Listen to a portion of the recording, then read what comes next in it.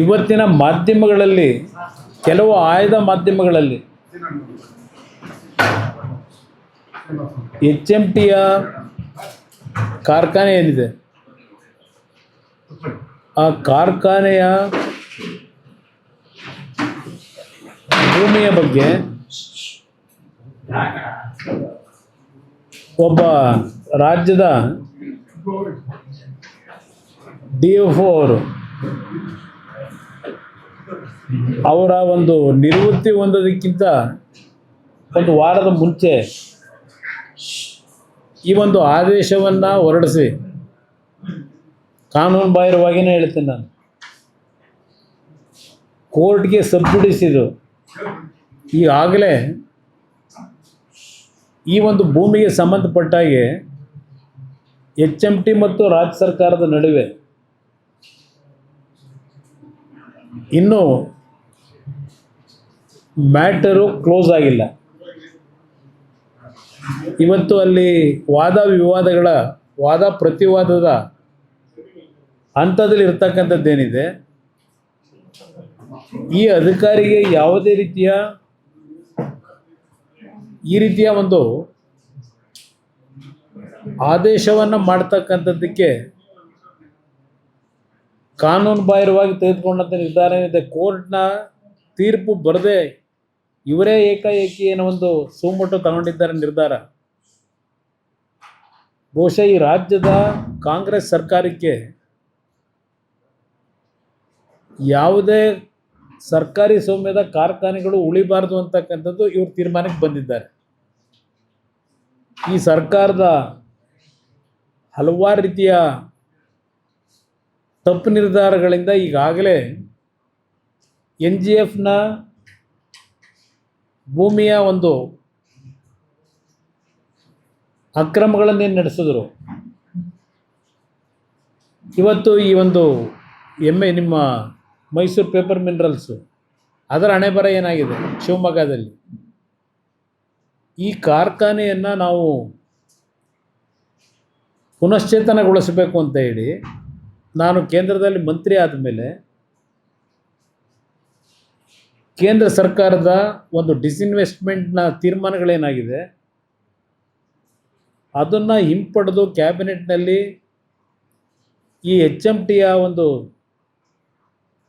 ಕಾರ್ಖಾನೆಗಳಿಗೆ ಪುನಶ್ಚೇತನ ಕೊಡಬೇಕು ಅಂತ ನಾನು ಹೊರಟಂಥ ಸಂದರ್ಭದಲ್ಲಿ ಕಳೆದ ಬಹುಶಃ 1 ವರ್ಷದಿಂದ ಹಿಂದೆ ಇದ್ದಂಥ ಅರಣ್ಯ ಸಚಿವರನ್ನು ಒಳಗೊಂಡಂತೆ HMTಯ ಭೂಮಿ ಮೇಲೆ ಇವರ ಅತಿಕ್ರಮಣ ಅಂತೀನಿ ನಾನು ಮಾಡಲಿಕ್ಕೆ ಹೊರಟಿರ್ತಕ್ಕಂಥದ್ದು ಸರ್ಕಾರ, ರಾಜ್ಯ ಸರ್ಕಾರ. ಈ ಕಾರ್ಖಾನೆ ಪ್ರಾರಂಭ ಆಗಿದ್ದು 1960-65 ಆಸ್ಪಾಸ್ನಲ್ಲಿ. ಮೈಸೂರು ಅರಸರು ಆ ಒಂದು ಸಂದರ್ಭದಲ್ಲಿ ಇನ್ನೂ ನಮ್ಮ ಫಾರೆಸ್ಟ್ನ ಕೆಲವು ಆ್ಯಕ್ಟ್ಗಳು ಬರೋದಕ್ಕಿಂತ ಮುಂಚೆನೇ ಅದೆಲ್ಲ ಒಂದು ಭಾಗ ಆಮೇಲೆ ಚರ್ಚೆ ಮಾಡ್ತೀನಿ. ನಿರಂತರವಾಗಿ HMT ಕಾರ್ಖಾನೆ ದೇಶದಲ್ಲೇ ಪ್ರಥಮ ಸ್ಥಾನದಲ್ಲಿ ಸಾವಿರಾರು ಕುಟುಂಬಗಳ ಬದುಕಿಗೆ ಶಕ್ತಿ ತುಂಬಿದಂಥ ಒಂದು ಕಾರ್ಖಾನೆ ಇದು. ಇದು ಬರೀ ಕೇವಲ ಕರ್ನಾಟಕದಲ್ಲಿ ಅಷ್ಟೇ ಸೀಮಿತವಾಗಿಲ್ಲ. ಹೈದರಾಬಾದ್ನಲ್ಲಿ ಸುಮಾರು 1200 ಎಕರೆ ಭೂಮಿ ಇದೆ ಒಡೆತನದಲ್ಲಿ HMT. ಈ ಬೆಂಗಳೂರು ಕರ್ನಾಟಕದಲ್ಲಿದ್ದಂಥ HMTಯಲ್ಲಿ ಬಂದಂಥ ಲಾಭಾಂಶದಲ್ಲಿ ಯಾವುದೇ ರೀತಿಯ ಸರ್ಕಾರದ ನೆರವುಗಳು ದೊಡ್ಡ ಮಟ್ಟದಲ್ಲಿ ದೊರಕದೇ ಇದ್ದರು. ದೇಶದ 6 ಭಾಗದಲ್ಲಿ ಬೆಂಗಳೂರಿನಲ್ಲಿ ಉತ್ಪಾದನೆ ಅಂತ ಸಂಪತ್ತಿನಿಂದ ಹಿಂದೆ ಈ HMTಯ ಸ್ವಾಮ್ಯ ಅಡಿನಲ್ಲಿ ಕಾರ್ಖಾನೆಗಳು ಪ್ರಾರಂಭ ಆಗಿ ನಡೆದಂಥದ್ದು ಯಶಸ್ವಿಯಾಗಿ. ಪಕ್ಕದ ಕೇರಳದಲ್ಲಿ ಕಾಲಾಮಸೂರಿ ಅಂತಕ್ಕಂಥ ಪ್ರದೇಶದಲ್ಲಿ ಒಂದು ಒಳ್ಳೆಯ ಉತ್ತಮವಾದ ಕಾರ್ಖಾನೆ ನಡೀತಾ ಇತ್ತು, ಈಗಲೂ ನಡೀತಾ ಇದೆ. ಹೈದರಾಬಾದ್ನಲ್ಲಿ ನಡೀತಾ ಇದೆ. ಅಲ್ಲಿಂದ ಡೈರಿಗೆ ಸಂಬಂಧಪಟ್ಟಂಥ ಮ್ಯಾನುಫ್ಯಾಕ್ಚರ್ ಮಾಡ್ತಕ್ಕಂಥದ್ದು ನಮ್ಮ ಉತ್ತರಾಖಂಡಲ್ಲಿ ನಡೀತಾ ಇರತಕ್ಕಂಥದ್ದು ಇರ್ಬೋದು. ಹೀಗೆ ಹಲವಾರು ಭಾಗದಲ್ಲಿ, ಮತ್ತು ಪಿಂಜೋರ ಅಂತೇಳಿ HMT ಟ್ರ್ಯಾಕ್ಟ್ರಿಗಳು ಒಂದು ಕಾಲದಲ್ಲಿ ಭಾಳ ಫೇಮಸ್ ಇತ್ತು.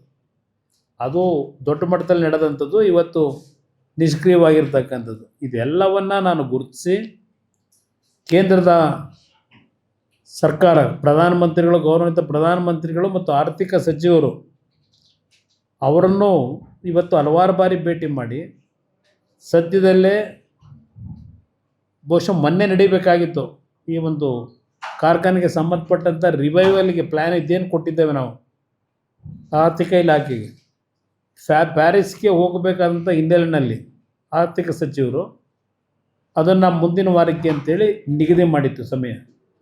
ಇಂಥ ಒಂದು ಸಮಯದಲ್ಲಿ ಈ ರೀತಿ ಲೀಡಿಂಗ್ ಪೇಪರ್ಗಳಲ್ಲಿ ಹಿಂದೂ ಮತ್ತು ಡೆಕ್ಕನ್ ಹೆರಾಲ್ಡ್ ಪತ್ರಿಕೆಯಲ್ಲಿ ದೇಶದಲ್ಲೇ ಇದು ಪ್ರಚಾರ ಆಗ್ತಕ್ಕಂಥ ರೀತಿಯಲ್ಲಿ ಇದನ್ನು ಬರೆಸಿರ್ತಕ್ಕಂಥದ್ದಿದೆ. ಇವನು ಯಾರೋ ಈ ಅಧಿಕಾರಿ ಬ್ಯಾಕ್ಗ್ರೌಂಡು ರವೀಂದ್ರ ಕುಮಾರ್ ಅಂತ ಹೇಳಿ ಇವು ಕೊಟ್ಟಿರ್ತಕ್ಕಂಥ ತೀರ್ಪು. ಇವರು ಯಾರು ಹಿಂದೆ ಇರ್ತಕ್ಕಂಥವ್ರು, ಇವರಿಗೆ ಗಾಡ್ ಫಾದರು ಗೊತ್ತಿದೆ ನನಗೆಲ್ಲ.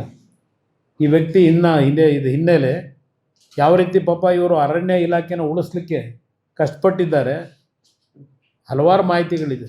ಇಂಥ ಒಬ್ಬ ವ್ಯಕ್ತಿ ಕೋರ್ಟ್ನಲ್ಲಿ ಇನ್ನೂ ವ್ಯಾಜ್ಯ ನಡೀತಾ ಇದ್ದಾಗ ಈ ರೀತಿಯ ತೀರ್ಪು ಕೊಡಲಿಕ್ಕೆ ಇವನಿಗೆ ಅಧಿಕಾರ ಕೊಟ್ಟಾರೆ ಯಾರು?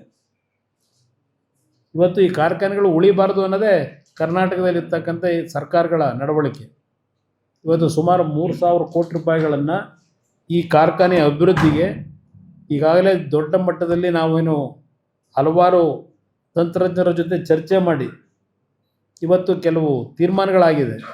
ಇಂಥ ಸಂದರ್ಭದಲ್ಲಿ ಈ ರೀತಿಯ ಒಂದು ಮಾಧ್ಯಮಗಳಿಗೆ ಹೇಳಿಕೆ ಬಿಡುಗಡೆ ಮಾಡಿ 30 ದಿವಸ ಸಮಯ ಕೊಟ್ಟಿದ್ದೀವಿ ಅಂತ ಹೇಳಿ ಇವನಿಗೆ ಅಧಿಕಾರ ಕೊಟ್ಟಿರೋದು ಯಾರು? ಕೋರ್ಟ್ನಲ್ಲಿ ನಡೀತಿರ್ತಕ್ಕಂಥ ಕೇಸ್ ಇದು.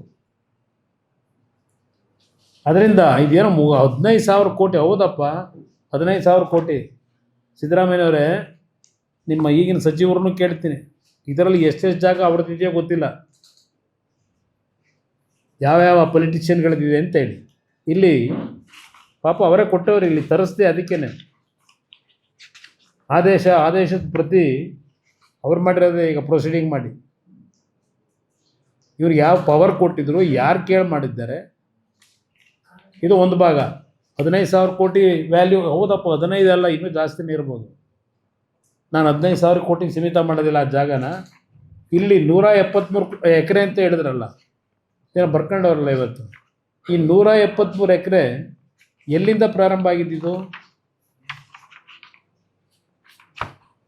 ಇದು ಸಿಂಗಾಪುರ ಮಾಡ್ತೀವಿ ಅಂದ್ರಲ್ಲ, ಈಗ ಅದೇನೋ ಬೆಂಗಳೂರನ್ನ ಇದೇನೋ ಮಾಡ್ತೀವಿ ಅಂತ ಹೊರಟವ್ರಲ್ಲ ಈಗ. ಬ್ರಾಡ್ ಬೆಂಗಳೂರು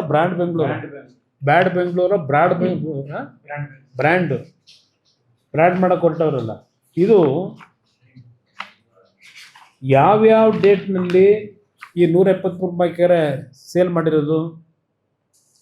ನಾನು ಮುಖ್ಯಮಂತ್ರಿ ಆದಾಗ 2006ರಲ್ಲಿ ಈ ವಿಷಯ ಗಮನಕ್ಕೆ ಬಂದ ಮೇಲೆ 1 ಇಂಚ್ ಭೂಮಿಯನ್ನು ರಿಜಿಸ್ಟ್ರೇಷನ್ ಆಗಬಾರ್ದು ಅಂತೇಳಿ ಈ ರಿಜಿಸ್ಟ್ರಾರಿಗೆ ನಾನು ಪತ್ರ ಬರೆದು ಸರ್ಕಾರದಿಂದ ಡೈರೆಕ್ಷನ್ ಕೊಟ್ಟು ನಿಲ್ಲಿಸಿದೆ.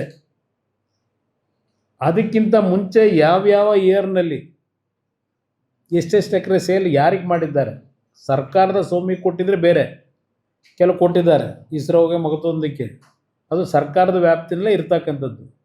ಕೆಲವು ಪ್ರೈವೇಟ್ನವ್ರು ಕೊಂಡ್ಕೊಂಡು ಯಾರು ಇವ್ರಿಗೆ ಕೊಟ್ಟವರು, ಯಾರು ಪರ್ಮಿಷನ್ ಕೊಟ್ಟವರು, ಇದರಲ್ಲಿ ಯಾರ್ಯಾರ ಪಾತ್ರ ಇದೆ? ನಾನು ಹಿಂದೆ ಜಕ್ಕೂರ್ ಪ್ಲ್ಯಾಂಟೇಷನ್ದು ಹೇಳಿದೆ. ಜಕ್ಕೂರ್ ಪ್ಲ್ಯಾಂಟೇಷನ್ನು 170 ಎಕರೆ ನಿಮ್ಮ ವೈಮಾನಿಕ ತರಬೇತಿ ಕೊಟ್ಟಿದ್ದು ಬೇರೆ ಆ ಜಕ್ಕೂರ್ ಪ್ಲ್ಯಾಂಟೇಷನಲ್ಲಿ. ಇನ್ನು ಈ ಕಡೆ 170 ಎಕರೆ ಇದೆಯಲ್ಲ, ಇನ್ನೊಂದು ಭಾಗ 300 ಚಿಲ್ಲರೆ ಎಕರೆನಲ್ಲಿ, ಅಲ್ಲಿ ಯಾರ್ಯಾರು ಎಷ್ಟೆಷ್ಟು ಎಕರೆ ಭೂಮಿ ಖರೀದಿ ಅಂತ ತೋರಿಸ್ಕೊಂಡು ಡಾಕ್ಯುಮೆಂಟ್ನ ತಿದ್ದಿ ಆ ಜಕ್ಕೂರ್ ಪ್ಲ್ಯಾಂಟೇಷನಲ್ಲಿ ಯಾರ್ಯಾರು ಮನೆ ಕಟ್ಕೊಂಡವ್ರೆ, ಯಾರ್ಯಾರಿಗೆ ಸೇರಿದೆ, ಏನು ಬಡವರಿಗೆ ಕೊಟ್ಟಿದ್ದೀರಾ ಅಲ್ಲಿ? ಇದೆಲ್ಲ ತೆಗಿತೀರಾ ಸತ್ಯನ? ಏನೇನಿದೆ ಅಂತೇಳಿ ಎಲ್ಲ ವಾಪಸ್ ತಗೋತೀರಾ. 173 ಎಕರೆ ಆಯ್ತಪ್ಪ, HMT ಅವರ ಕೈ ಕೆಳಗಿರ್ತಕ್ಕಂಥ ಈಗಿನ ಭೂಮಿ. ಏಕೆಂದರೆ ಅಲ್ಲಿ ಡೆವಲಪ್ ಎಲ್ಲಿದೆ? ಅರಣ್ಯಲ್ಲಿ ಏನಾದರೂ ಫಾರೆಸ್ಟ್ ಇದೆಯಾ? ಅಲ್ಲಿ ಬಿಲ್ಡಿಂಗ್ಗಳಿದ್ದಾವೆ. ಅಲ್ಲಿಗೆ ಹೋಗ್ಬಿಟ್ಟು ಏನು ಫಾರೆಸ್ಟ್ ಮಾಡೋದಕ್ಕೆ ಕೊಟ್ಟಿದ್ದೀರಪ್ಪ? ಫಾರೆಸ್ಟ್ ಲ್ಯಾಂಡ್ ಅಂತ ತಗೋತೀರಿ. ಕೆಲವು ದೊಡ್ಡ ಮಲ್ಟಿ ಸ್ಟೋರ್ ಬಿಲ್ಡಿಂಗ್ ಕಟ್ಕೊಂಡವ್ರಲ್ಲ, 20-30 ಫ್ಲ್ಯಾಟ್ನ ಅಡಿ ಇದು ಒಂದೊಂದು ಫ್ಲೋರ್ನ ತೆಗಿತೀರ. ಅವ್ರನ್ನೆಲ್ಲ ಏನು ಆ್ಯಕ್ಷನ್ ತಗೋತೀರಿ? ಇಲ್ಲಿ ಯಾವ್ಯಾವ ಡೇಟಲ್ಲಿ ಸೇಲ್ ಆಗಿದೆ, ರಿಜಿಸ್ಟ್ರ್ ಮಾಡಿಕೊಟ್ಟವ್ರೆ, ಇಲ್ಲಿದೆ ಇಟ್ಕೊಂಡಿದ್ದೀನಿ, ಯಾವ ಡೇಟಲ್ಲಿ ಮಾಡಿದ್ದಾರೆ ಅಂತಕ್ಕಂಥದ್ದಕ್ಕೆ. ಒಂದು ಕೋರ್ಟ್ನಲ್ಲಿ ಇನ್ನೂ ವ್ಯಾಜ್ಯ ನಡೀತಿದ್ದಾಗ ಇದ್ರ ಬಗ್ಗೆ ಏಕಾಏಕಿ ಈ ಅಧಿಕಾರಿಗೆ ಪ್ರೇರೇಪಣೆ ಕೊಟ್ಟವ್ರು ಯಾರು? ಯಾವ ಕಾರಣಕ್ಕೆ ಕೊಟ್ಕೊಂಡಿದ್ದೀರಿ ಸರ್ಕಾರದಲ್ಲಿ? ಇಂಥ ಅಧಿಕಾರಿಗೆ ಅಧಿಕಾರ ಎಲ್ಲಿದೆ ಕೊಡ್ಲಿಕ್ಕೀಗ?